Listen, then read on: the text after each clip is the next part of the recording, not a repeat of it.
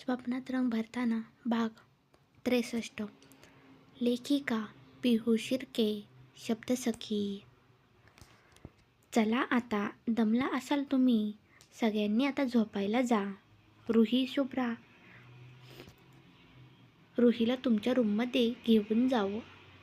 उद्या सकाळी आपल्याला हळद उतरवायची आहे. नंतर सत्यनारायणाची पूजा आहे. मग रात्री रिसेप्शन आहे. त्यामुळे सगळ्यांनी आता आराम करा आज.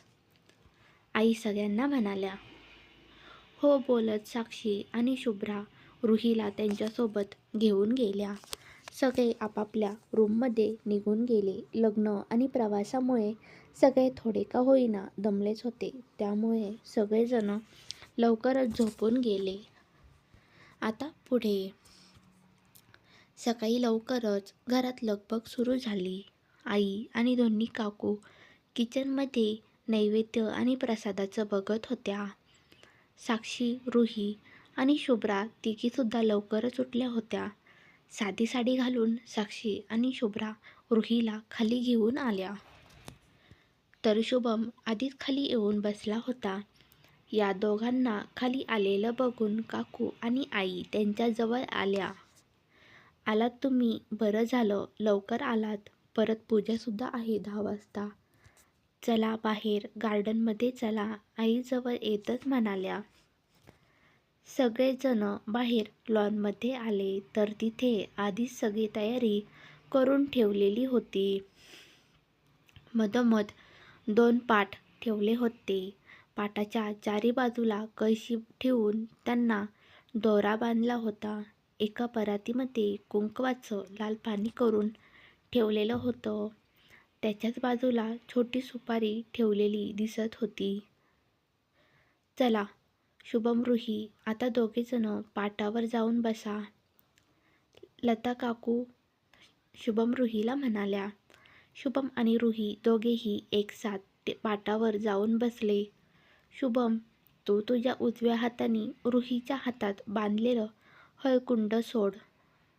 दुसरा हात लावायचा नाही बरं, मंगल काकू हसतच शुभमला म्हणाल्या. शुभम रुहीच्या हातातलं हळकुंड सोडवायला लागला, पण एका हाताने त्याला नीट जमत नव्हतं. हळकुंड सुटायला पाहिजे शुभम, आपल्या बॉईजची इज्जत तुझ्या हातात आहे. अभि हसतच शुभमला म्हणाला. हो ना, माझ्या टायमिंगला तर मी 1 मिनिटाच्या आतच गाठ सोडली होती. संजू काका आपली कॉलर नीट करत म्हणाले. हो ना, आणि तुम्हाला ती गाठ कशी सोडवायची हे मीच सांगितलं होतं. लता काकू हसतच म्हणाल्या. तू सांगितलं म्हणून काय झालं, पण गाठ सोडली तर मीच होती ना. संजू काका तोंड वाकडं करत म्हणाले. संजू काकांचं बोलणं ऐकून सगळे तर खूपच हसायला लागले. हे बघा, सुटली गाठ. शुभम सगळ्यांना हळकुंड दाखवत म्हणाला. चल रुही, आता तू गाठ सोड आणि तू तुझे दोन्ही पण हात वापरू शकतेस, आई रुहीला म्हणाल्या.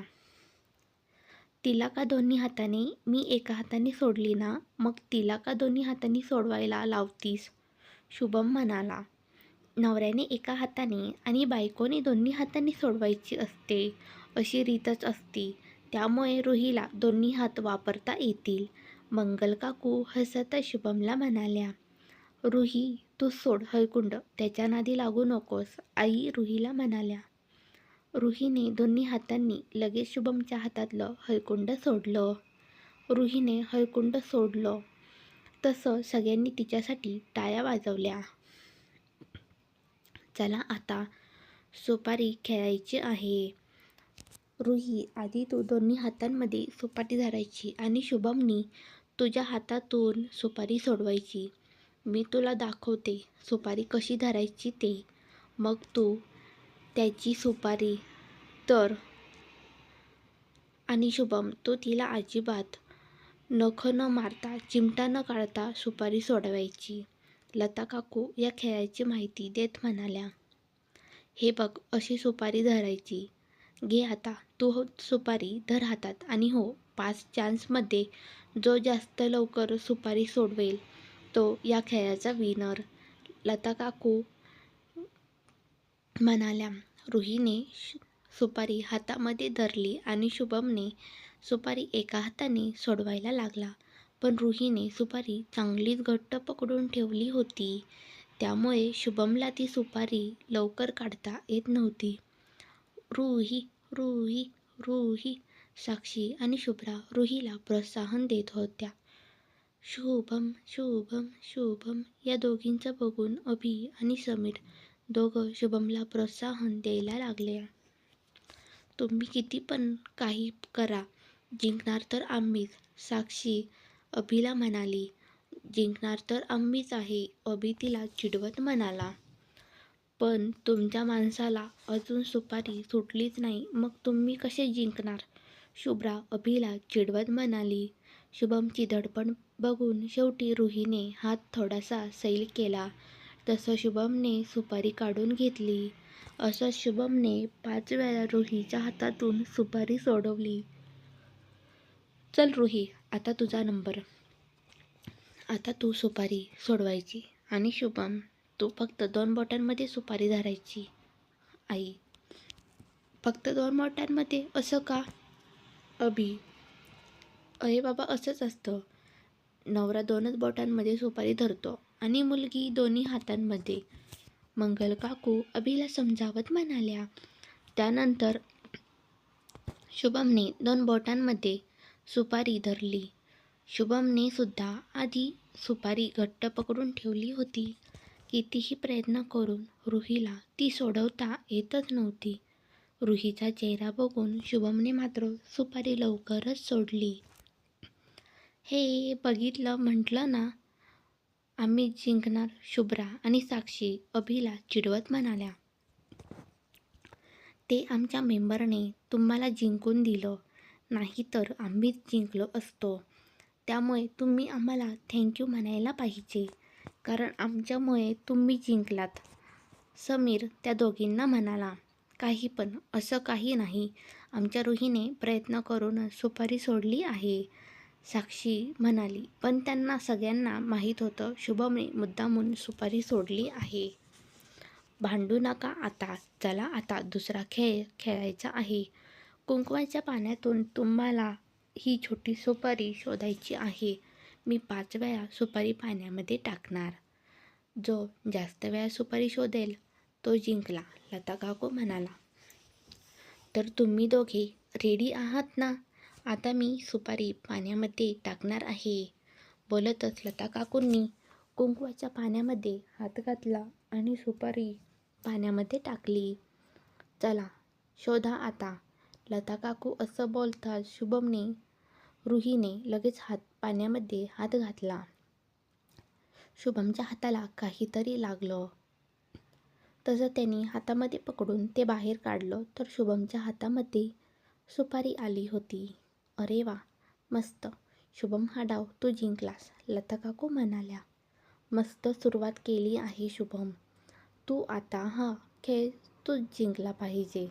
तुझ्या आईचं आणि माझं लग्न झालं तेव्हा मीच हा खेळ जिंकलो होतो, त्यामुळे तू माझा मुलगा शोभला पाहिजेस. त्यामुळे तुला जिंकायचं आहे, लक्षात ठेव, बाबा शुभमला म्हणाले. आता मी दुसऱ्यांदा सुपारी टाकत आहे. रुही यावेळी तुला भेटली पाहिजे, लता काकू रुहीकडे बघत म्हणाल्या आणि त्यांनी सुपारी पाण्यामध्ये टाकली. तसं शुभम रुहीने पुन्हा पाण्यामध्ये हात घातला. यावेळी सुपारी रुहीच्या हाती लागली. आता रुहीच्या हाती सुपारी आली म्हणून काय झालं, आम्ही पण एक डाव जिंकलो आहे, अभि मुद्दाम साक्षीला चिडवत म्हणाला. बघू बघू, ते वेळच ठरवल, साक्षी म्हणाली. तर आता मी तिसऱ्यांदा सुपारी टाकत आहे, नीट लक्ष द्या दोघेही, बोलतच लता काकूंनी तिसऱ्यांदा सुपारी पाण्यामध्ये टाकली. तर यावेळेस सुपारी शुभमच्या हाती लागली. जशी अभिने सुपारी शुभमच्या हातात बघितली तसं अभि नाचायला लागला. तू नाचत का आहेस, अजून 2 चान्स आहे आमच्याकडे, साक्षी थोडंसं चिडतच अभिला म्हणाली. ओके, नाही नाचत, पण तुला चिडायला काय झालं, अभि मुद्दाम तिला चिडवत म्हणाला. काहीच नाही झालं, साक्षी तोंड वाकडं करत म्हणाली. ठीक आहे, आता तुम्ही शांत व्हा, मी सुपारी टाकत आहे. बोलतच लता काकूंनी चौथ्यांदा सुपारी पाण्यामध्ये टाकली आणि यावेळेस सुपारी रुहीच्या हाती लागली. रुहीच्या हाती सुपारी बघून साक्षी अभिला तर अभि साक्षीला खुन्नस द्यायला लागले. कारण आता काउंट अगदी सेमच होता. आता 5व्या चान्समध्ये या दोघांना विनर कोण आहे हे कळणार होतं. चला आता लक्ष द्या, मी शेवटची सुपारी टाकत आहे पाण्यामध्ये. आता सुपारी ज्याला भेटेल तो जिंकणार. त्यामुळे दोघेही आता नीट लक्षात देऊन खेळा. तुम्ही दोघे राहिले बाजूला, पण तुमची टीमच भांडत आहे. त्यांच्याकडे बघून तरी जिंका. लता काकू हसतच दोघांना म्हणाल्या. यावर मात्र सगळ्यांना खूपच हसू आलं. कारण मगाचपासून सगळेच अभि, साक्षी आणि शुभ्राची भांडण बघत होते. लता काकूंनी 5व्यांदा सुपारी पाण्यामध्ये टाकली तसा शुभम रुहीने पाण्यामध्ये हात घातला. क्रमशः लग्नानंतरची पहिली सकाळ, हळदीची रीत, सुपारीचे खेळ, हसणं, चिडवणं आणि घरभर पसरलेला आनंद. नाती अजून घट्ट होत जातात. आठवणी आयुष्यभरासाठी तयार होतात. अशाच लहान लहान क्षणांतून आयुष्यभरासाठी नाती विणली जातात. पुढे काय होणार जाणून घेण्यासाठी वाचत राहा स्वप्नात रंग भरताना. स्टोरी आवडली असल्यास लाईक, शेअर आणि सबस्क्राईब करा. धन्यवाद.